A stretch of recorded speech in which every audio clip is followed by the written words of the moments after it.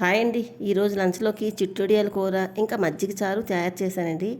ఈ చిట్టొడియాలు అంటే మినపొడియాలు చిన్న చిన్నగా పెట్టుకుంటాం కదండి. ఇవి మాకు చాలా ఫేమస్ కర్రీ అండి. ఎంతో రుచిగా ఉంటుంది.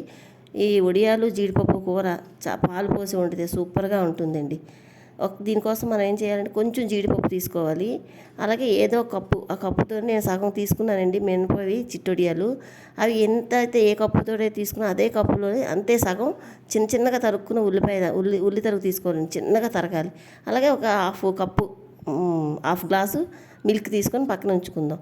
మనం ప్యాన్ పెట్టుకొని 2 స్పూన్లు ఆయిల్ వేసుకోవాలండి. ఈ కూరకు కూడా కొంచెం ఆయిల్ కొద్దిగా ఎక్కువనే పడుతుంది. ఎందుకంటే వడియాలు వేయించినప్పుడు ఆయిల్ అంతా పీల్చేసుకుంటాయి. మినపొడియాలు అంత ఆయిల్ అంతా పీల్చుకుంటాయి. అందుకు 2 స్పూన్లు ఆయిల్ వేసుకొని మంట చాలా తక్కువలో పెట్టుకొని ఆయిల్లోని ఈ మినపొడియాలన్నీ బాగా వేయించుకోవాలండి. తక్కువ మంట మీద గోల్డెన్ బ్రౌన్లా వస్తాయి. అలా వచ్చిన తర్వాత తీసేసుకుంటే చల్లారికి ఇంకొంచెం కలర్ వస్తాయి చూసుకోండి. అలా తీసేసుకోవాలండి. కొద్దిగా మినపొడి వేగితే మంచి కమ్మటి వాసన వస్తుంది. ఈ స్టేజ్లో తీసుకుంటే ఇంకా దీంట్లో ఉండే వేడికి ఇంకొంచెం కలర్ వస్తాయి మన కూర రెడీ చేసుకునేటప్పుడు. అదే ఆయిల్లో మనం తీసుకున్నాం కదండి, ఒక 10-15 జీడిపప్పులు అవి కూడా వేసి వేగిన తర్వాత సన్నగా తరిగాను చూసారా ఉల్లి తరుగు. అటు ఆనియన్ పేస్ట్లా కాకుండా చిన్నగా వెజిటబుల్ కట్టర్లో తరుక్కొని అది ఉల్లి తరుగు వేగుతూ ఉండేటప్పుడు మనం ఒక హాఫ్ స్పూన్ అల్లం వెల్లుల్లి పేస్ట్ వేసుకొని మంచిగా మంటను తక్కువలో పెట్టుకొని వేయించుకోవాలండి. అలా వేయించుకునేటప్పుడు కొంచెం ఒక పావు స్పూన్ పసుపు, ఒక అర స్పూన్ సాల్ట్ వేసుకోవాలి. అది వేసి 1 నిమిషం వేగిన తర్వాత కారం ఒక అర స్పూన్ కారం వేసుకోవాలండి. కారం వేసి కారము అర స్పూను, నెక్స్ట్ ఏమోని గరం మసాలా ఒక పావు స్పూన్ వేసుకోవాలండి.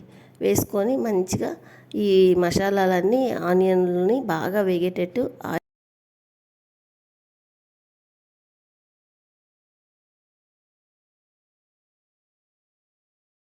అన్నీ వేగాలండి. వేగిన తర్వాత ఆ నూనె అలాగా వదిలేసింది కదా, అంటే మనకి మసాలా అంతా బాగా వేగిపోయింది. అప్పుడు మనం ఆల్రెడీ వేయించుకున్న చిట్టొడియాలు ఉన్నాయి కదండి, చూసారు రంగు ఇందాకటికి తీసినప్పటికి ఇప్పటికి ఆ వేడికి కొంచెం పెరుగుతుంది. అందుకు అదే రంగులో తీసుకోవాలి. వేసుకొని ఈ మసాలాలోని ఈ వడియాలు వేసి ఒక 2 నిమిషాలు వేయించుకోవాలండి. వేయించుకున్న తర్వాత మనం దాంట్లోకి ఆల్రెడీ పక్కన పెట్టుకున్నాం కదా ఆ పాలు పోసి ఒక్కసారి కలపాలండి. పాలు వడియంలో కొంచెం పీల్చుకోవాలి. అలా పీల్చుకున్న తర్వాత దాంట్లోకి ఇంకొక 2 స్పూన్లు వాటర్, అంటే 2 స్పూన్లు అంటే ఇప్పుడు ఎంత పాలు తీసుకున్నామో అందులో సగం వాటర్ వేసుకోవాలండి. వాటర్ వేసి అవన్నీ మొత్తం కలుపుకొని మొత్తం పాలతోటే వండుకోవచ్చు, మొత్తంగా పాలతో చేసుకోవచ్చు, పాలు నీళ్లు కూడా కలిపి చేసుకోవచ్చండి. మూత పెట్టి సిమ్లో పెట్టుకుంటే ఒక 10 నిమిషాల కల్లా పీల్చేసుకుంటుందండి. ఉడియం మెత్తగా సాఫ్ట్గా రెడీ అయిపోద్ది. చూసారు పైకి అంతా నూనె తేలిపోయింది, చాలా క్రీమీ స్ట్రక్చర్లో కనిపిస్తుంది చూసారా, కమ్మగా ఉంటుందండి. మీరు ఖచ్చితంగా తయారు చేసి చూడవలసిందే. మాకు చాలా ఫేమస్ కర్రీ అండి ఇది. పూర్వం ఎప్పుడు ఎవరైనా కొత్త వాళ్ళు ఇంటికి వచ్చారంటే చిట్టొడియాలు జీడిపప్పు కూర, బూందీ కూర ఇవన్నీ చాలా చాలా ఫేమస్ అండి మాకు.